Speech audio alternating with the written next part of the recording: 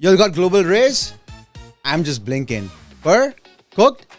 Bet. Let's skip bopping data into Gen Z. If you are a boomer or a millennial watching this, please don't get triggered. This is a safe space. Well, kinda. Lock in, tap in, stay delulu. We are going in.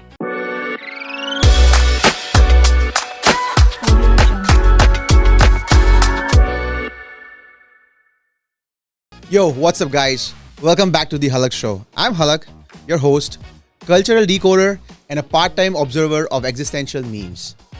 Today, we're talking about them, the generation that made side parts illegal, canceled the hustle culture, revived flip phones, turned crying on camera into content. Yes, I'm talking about Generation Z, Gen Z as they call it. If you ever wondered who these mysterious creatures are, the ones who drink iced coffee like it's hydration therapy, type lowercase like they are allergic to punctuations, and somehow made the word delulu sound academic. This episode is your crash course. We are decoding Gen Z in 2025, who they are, what they believe, and why your millennial self probably feels like a background character in their story. Alright, Gen Z is born roughly in 1997 and 2012, between that time range. The first true digital natives. They didn't grow into internet, they were born inside it. Like literally. Their baby pictures were probably uploaded before their umbilical cord was cut. They have seen it all. Recession, climate crisis, political chaos, pandemic, and yes, Elon Musk naming their kid like it's a CAPTCHA test. Now check this. As of 2025, Gen Z makes up about 25% of the world's population. The collective spending power, about 12 trillion by 2030. According to the Camp House Gen Z Trends report. Bro, they could literally buy a country or at least a small island and name it something like Viblandia. But Gen Z isn't about money. They are about meaning. They are the most socially aware, politically vocal, and emotionally intelligent generation we have ever seen. They have turned self-care into activism and made therapy memes a legitimate genre. And honestly, can't even blame them. Let's start with one of the biggest Gen Z trends, the soft life. Gone are the days of rise and grind. Gen Z said, "Bhai, mujhe thoda chill karne do."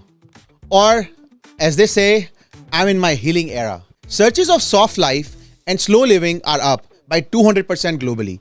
They are redefining success, not as owning a BMW at 25, but having a peace, purpose, and time to rewatch Gilmore Girls in peace. They have aestheticized it too. Posting morning coffee pics with caption like romanticizing my commute.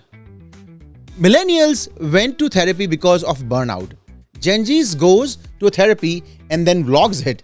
Today in therapy, we unpacked why I panic every time someone says let's hop on a call. Bro, that's not a weakness. That's content strategy. Next up, digital nostalgia. Gen Z is obsessed with early 2000s. Flip phones, wired earphones, blurry flash selfies. Basically everything millennials escaped from. Gen Z bought it back. Searches of Y2K fashion are still climbing. Sales of flip phones were up 20% in 2024. It's not an irony, it's rebellion. After years of hyper-curated feeds, they are saying, forget perfection, give me a pixelated vibe. It's emotional recycling, but make it vintagey. Deeper than that, it's control. In the world where every move is tracked, going analog feels freeing.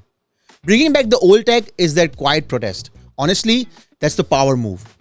Now here where brands start sweating, because Gen Z actually cares. 64% of them are willing to pay more for a sustainable product.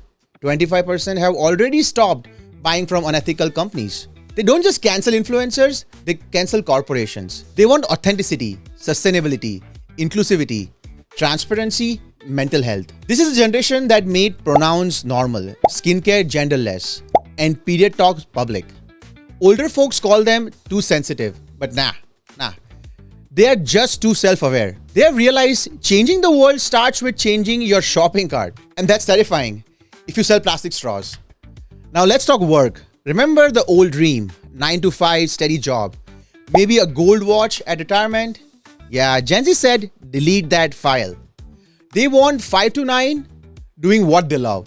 According to Adobe's Future of Creativity report, 45% of Gen Z see content creation as a real career. And it's not just influencers. There is a Gen Z out there making approximately $3,500 a month explaining Excel sheet shortcuts on YouTube. They turn niche into next big thing. They made productivity aesthetic. But here's the twist. They're also drawing boundaries. I'll go viral, but I'll log off at 9 p.m. That's not laziness. That's balance. And honestly, that's a flex. Let's get emotional. Gen Z doesn't do fake. They don't want curated perfection. For them, authenticity is currency. That's why TikTok and Reels blew up. It's raw, it's messy, and it's real. In 2025, Gen Zs prefer relatable chaos over perfect aesthetics. They'll post me crying over my breakup while listening to an Arijit Singh song at a 0.5x speed. Caption, healing era, and boom, million likes. Crying used to be embarrassing. Now it's self-expression. This generation made vulnerability viral. They are showing emotions aren't weakness. They are community. You have seen it.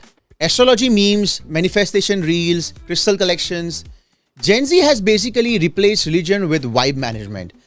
62% of them say they believe in universal energy, more than organized religion. They will say things like Mercury is retrograde. That's why my ex texted. It's a part science, part spirituality, and honestly, whatever keeps you grounded, bro. Main character energy. If millennial had sarcasm, Gen Z has meme fluency. They don't text, they meme. They speak in skull emojis, crying faces, and words like Riz, slay, and it's giving you something emotional. They reply, no cap. You compliment them, they say, I got the Riz. If you don't get it, you are old. But here's the thing. Memes are micro language. They are fast, emotional, democratic. When the world feels chaotic, memes are therapy. Because if planet's burning, at least the meme about it is fire. Here's the futuristic part. Gen Z is the first AI native generation. While millennials were scared AI would steal their jobs, Gen Z were using it to write love letters and build brands. 65% of the AI will make life easier, not harder. But the cool part, they use AI for self-expression, AI art, AI outfits, AI voices. They're using tech to mirror mood. They have turned artificial intelligence into emotional intelligence. That's kind of poetic, no? And what drives Gen Z? Connection, creation, consciousness.